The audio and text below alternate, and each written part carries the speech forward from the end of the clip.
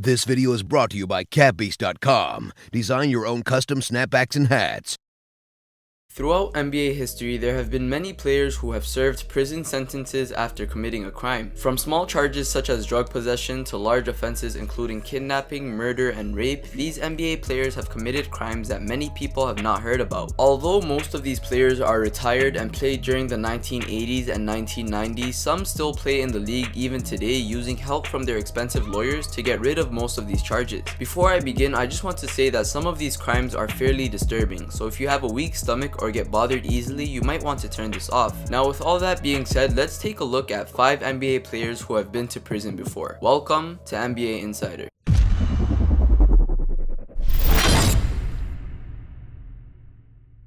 Although many people know J.R. Smith as a Cleveland Cavaliers small forward, many people don't know about his past. J.R. Smith has a history of car accidents and reckless driving. On June 9th, 2007, while J.R. Smith was hurrying home to his brother's graduation barbecue, he was driving a black SUV 67 miles per hour in an area where the speed limit was 35. Because of this, he lost control of the car and drove through a stop sign and collided with another car. Both Smith and his friend, 21-year-old Andre Bell, were ejected from the vehicle after impact. Andre Bell later died from his injuries after suffering massive head wounds. He was thrown violently around the vehicle's interior and suffered multiple slashes as well as a fractured skull after hitting the pavement head first. Smith, on the other hand, was thrown around the open sunroof before landing on the road. He only suffered a few scratches and an injury to his left shoulder. Another passenger in the SUV and a woman driving the other car were injured but recovered. Later on, a judge sentenced 23-year-old J.R. Smith to 90 days in jail for causing the car accident that killed his friend. However, the judge later suspended 60 days of the sentence if Smith was willing to perform 500 hours of community service by visiting sick children at hospitals. Of course, Smith would take the deal and ended up only serving 1/3 of his original sentence. Although a grand jury declined to indict Smith and his sentence had been reduced to just 30 days, he still faced 5 motor vehicle violations, a $506 fine, and pleaded guilty to reckless driving. In the end, he would serve his time, serve his community service, and have his license suspended for 2 years. Cory Blount was a skilled power forward/center at the University of Cincinnati and played his first NBA season after being selected as a first-round draft pick by the Chicago Bulls in 1993. Throughout his 11-year NBA career, he also played for the Los Angeles Lakers, Cleveland Cavaliers, Phoenix Suns, and much more. As ironic as this may sound, Cory Blount was sentenced to prison on December 4th, 2008 after being caught with 29 pounds of marijuana. The 40-year-old was arrested by sheriff deputies after they found 11 pounds of marijuana that someone sent to him. Upon further investigation, police said they found another 18 pounds of marijuana, a 1996 Mercedes-Benz, a 2004 Cadillac Escalade, a 2000 Chevrolet Suburban, 3 guns, and $29,500 in cash. Cory Blount claimed that the marijuana was intended for personal use and to share with friends. However, the guns and cash did not help his case. The 6'9" player was sentenced to 1 year in prison after pleading guilty to 2 charges of felony possession. And although the judge did not sentence Blount to the maximum of 10 years in prison, he still fined him $10,000 and ordered him to surrender the vehicles and $34,000 in cash.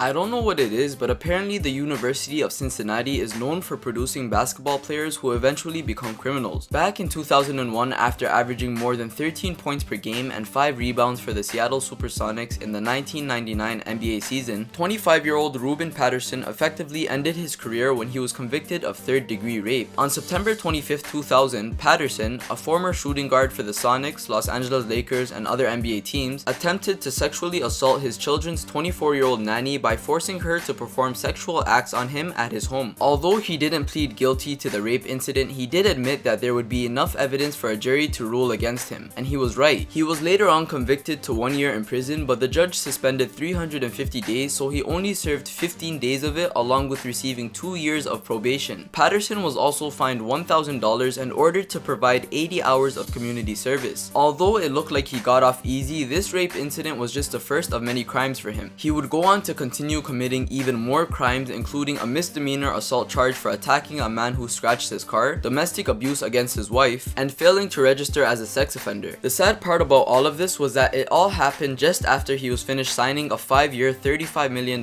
deal for the following season. Although Darrell Adams' time in the NBA was fairly short, his prison sentence was not. Darrell Adams was a former UCLA basketball player who spent only 1 year tenure in the NBA as a power forward for the 1980 Dallas Mavericks before being cut after just 22 games. However, he spent 9 years in jail after being convicted of stealing money and drinks from Domino's pizza delivery men on 8 different occasions back in 1987. But how does an individual go from being a professional basketball player being paid millions of dollars yearly to becoming a criminal who would go on a 2-month spree of stealing slices from pizza delivery companies? After being cut by the Dallas Mavericks, the 6'9" player found himself playing overseas for a team in Switzerland. However, a knee injury would eventually end his basketball career altogether. Adams then decided to take a job in the mailroom of a Los Angeles appliance manufacturer where he earned $10 per hour, but the money just wasn't working out for him. Because of this, Daryl decided to give up and fell into a lifestyle where he became corrupted by drugs and crime. According to reports, Adams first tried cocaine in 1976 and later on became addicted to it. Then he began experimenting with robberies. Adams and a friend started robbing Target stores to get cash. Finally, for whatever reason, he decided Domino's delivery men would be his next target. Adams would usually rob the delivery driver using a screwdriver or knife, steal the cash and drinks, and would make a run for it. He continued this robbery spree on 8 different occasions. After finally being arrested, the 30-year-old who already spent 21 months in jail was looking at another 13 years in prison. At his court hearing, Adams acted as his own attorney and told jurors that he was not a robber and was innocent of the crimes that he was being held for. In the end, however, the jury would find Adams guilty of 7 counts of armed robbery and 1 count of simple non-armed robbery and would be held on a $100,000 bail.